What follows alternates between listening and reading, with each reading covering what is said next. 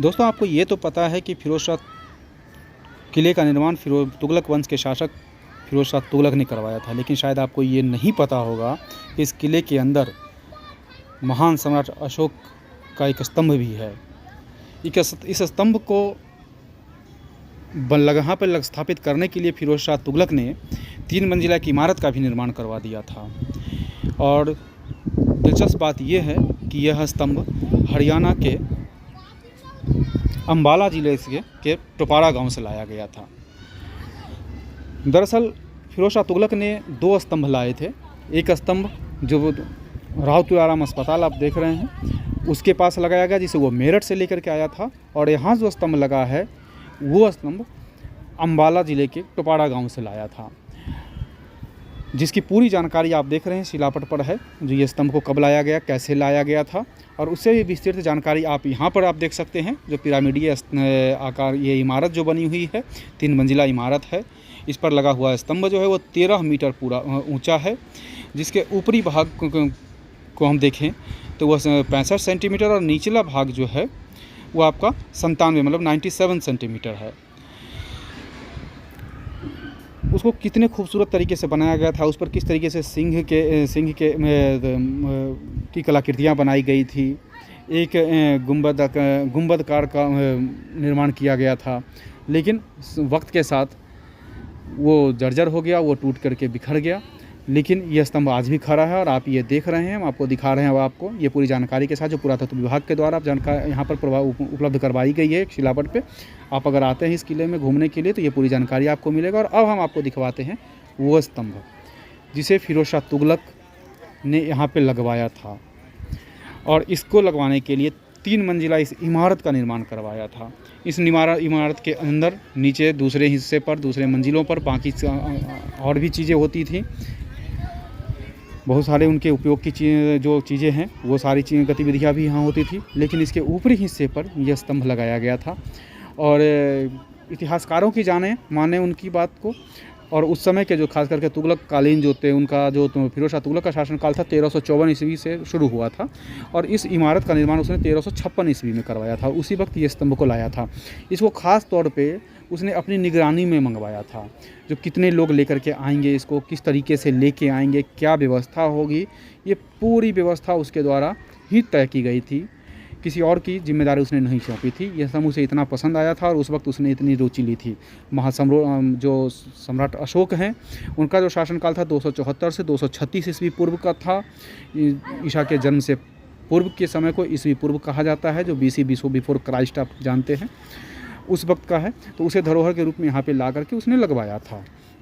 और इस इमारत में प्रवेश के लिए भी कई सारे द्वार लगवाए गए थे। हालांकि पुरातत्व विभाग ने हाल में सभी दरवाज़ों पे ग्रिल लगवा दिए हैं सुरक्षा कारणों से, ताकि कोई भी व्यक्ति मनमाने तरीके से अंदर न चला जाए, किसी भी गलत गतिविधि को अंजाम न दे, कोई गैर कानूनी काम न हो। इन सब चीज़ों को रोकने के लिए, इसकी सुरक्षा के लिए, इसकी संरक्षा के लिए इस तरह की व्यवस्था यहाँ पर की गई है।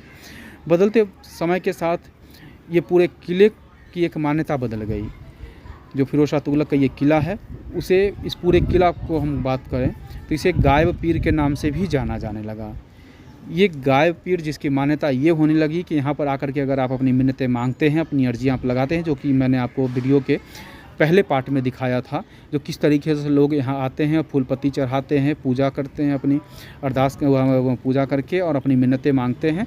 और उनकी मान्यता यह है कि रात में जिन्नात आते हैं और आपस में बैठ करके जिन्नातों की एक पंचायत यहाँ जमती है और सभी की मांग पूर्ति की जाती है, मांगों पर विचार किया जाता है, और इसी के अब विश्वास के साथ लोग यहाँ आकर के अपनी अर्जियाँ लगा के जाते हैं। ये जो आप 3 मंजिला इमारत आप देख रहे हैं, यहाँ पर भी फूल पत्तियाँ चढ़ाई जाती हैं, पूजा की जाती है, क्योंकि मान्यताएं बढ़ती गई, लोगों की मुरादें पूरी होती गईं, और आस्था अंधविश्वास जो वो आस्था में बदलता चला गया, कि विश्वास में बदलता चला गया। और ये आप देख रहे हैं, मैं आपको इस किले के जो ये इमारत है, इमारत के चारों तरफ का नज़ारा मैं आपको दिखा रहा हूँ। जो किस तरीके की नक्काशी होती थी, किस तरह की संरचना की गई थी, कितने चीज़ों का, छोटी छोटी चीज़ों का ख्याल रखा गया था। आज ये गुमनाम की ज़िंदगी जी रहा है ये इमारत। लोग आते हैं, पर्यटक दिल्ली जो घूमने आते हैं, उनको इस किले के बारे में बहुत कम जानकारी है। हालांकि जब हज का महीना होता है उस वक्त काफ़ी गुलजार हो जाता है, क्योंकि हज जाने से पहले लोग निजामुद्दीन औलिया आते हैं, वहाँ पे चादर चढ़ाते हैं, लेकिन उससे पहले रात यहीं गुजारते हैं और यहीं पर पूरी व्यवस्था सरकार की तरफ से की जाती है। ये आप जो देख रहे हैं ये इस किले का बाहरी हिस्से का नज़ारा है। आप इसके नीचे एक छोटा सा बहुत ही खूबसूरत सा पार्क बनाया गया है, लोगों के बैठने की पूरी व्यवस्था की गई है। तो लोग आते हैं यहाँ पर अपना वक्त गुजारते हैं, कीमती वक्त गुजारते हैं, एक सुकून का पल गुजारते हैं। काफ़ी शांत जगह है और इसके ठीक पीछे एक रिंग रोड है, जो आप सीधे चले जाएंगे तो कश्मीरी गेट की तरफ जाएंगे, आप ITO की तरफ से आप आते हैं तो, और इन रास्तों को मिलाते हुए पूरी दिल्ली का चक्कर लगाता है ये। आप अगर इस किले के अंदर आना चाहते हैं इस रिंग रोड के माध्यम से, तो आप अगर ITO की तरफ से आ रहे हैं तो राजघाट से आपको बाएं मुड़ना पड़ेगा लेफ़्ट लेकर के, फिर आपको फिरोज शाह कोटला का जो स्टेडियम है उससे आपको लेफ़्ट लेना पड़ेगा और लेफ़्ट लेकर के सीधे आप आएंगे 200 मीटर की तरफ, तो सामने आपको एक प्रवेश द्वार मिल जाएगा।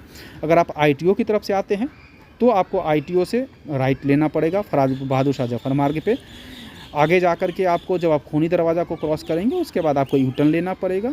U-टर्न लेने के बाद फिर आपको बाईं तरफ ये किला दिख जाएगा। इस किले में अगर आप घूमने के लिए आप आते हैं तो पुरातत्व विभाग की तरफ से भारतीयों के लिए 25 रुपये के टिकट निर्धारित किया गया है, और अगर कोई विदेशी पर्यटक हैं तो उनके लिए 250 रुपये का है। और जो लोग हैं यहाँ पे दूर दराज से लोग यहाँ पर आते हैं। जुमेरात जो गुरुवार का दिन होता है वो काफ़ी यहाँ पे धार्मिक मान्यता के लिए काफ़ी मशहूर है। लोग यहाँ पर काफ़ी संख्या में आते हैं और अपनी मन्नतें करते हैं, लोग घूमते भी हैं। और पर्यटकों के लिहाज से हम बात करें तो अभी पर्यटक के नज़रिए से ये काफ़ी इतिहास, रोचक इतिहास तो इसने अपने अंदर समेटे हुए है, लेकिन जागरूकता के अभाव में लोग बाकी जगहों की तुलना में यहाँ कम पर्यटक आते हैं। जिस तरीके से लाल किला के अंदर, जामा मस्जिद के अंदर, हुमायूं के मकबरा के अंदर पर्यटक आते हैं, उसकी तुलना की हम बात करें तो यहाँ पे उनकी संख्या काफ़ी कम है। और आप देख रहे हैं चारों तरफ से परिसर है और ये वही स्तंभ का के बिल्डिंग के आसपास का नज़ारा हम आपको दिखा रहे हैं, और आप ज़रूर यहाँ पे आएँ।